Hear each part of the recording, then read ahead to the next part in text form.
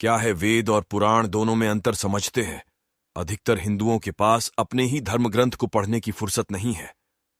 वेद उपनिषद पढ़ना तो दूर, वे गीता तक को नहीं पढ़ते, जबकि गीता को 1 घंटे में पढ़ा जा सकता है। हालांकि कई जगह वे भागवत पुराण सुनने या रामायण का अखंड पाठ करने के लिए समय निकाल लेते हैं, या घर में सत्यनारायण की कथा करवा लेते हैं। लेकिन वेदों को, शास्त्रों को पढ़ना भी नहीं जानते। नहीं, ये जानकारी है कि पुराणों का महत्व क्या है, किसको पढ़ने चाहिए। चलिए आपको आज पूरी जानकारी देते हैं।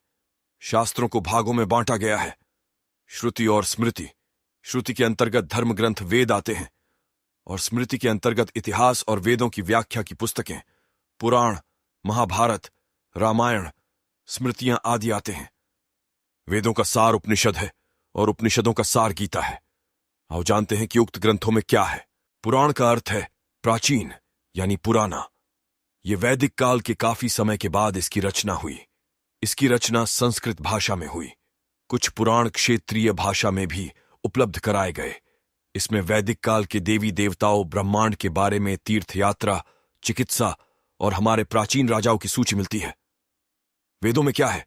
वेदों में ब्रह्म, ईश्वर, देवता, ब्रह्मांड, ज्योतिष, गणित, रसायन, औषधि, प्रकृति, खगोल, भूगोल, धार्मिक नियम, इतिहास, संस्कार, रीति रिवाज आदि लगभग सभी विषयों से संबंधित ज्ञान भरा पड़ा है। वेद 4 हैं: ऋग्वेद, यजुर्वेद, सामवेद और अथर्ववेद।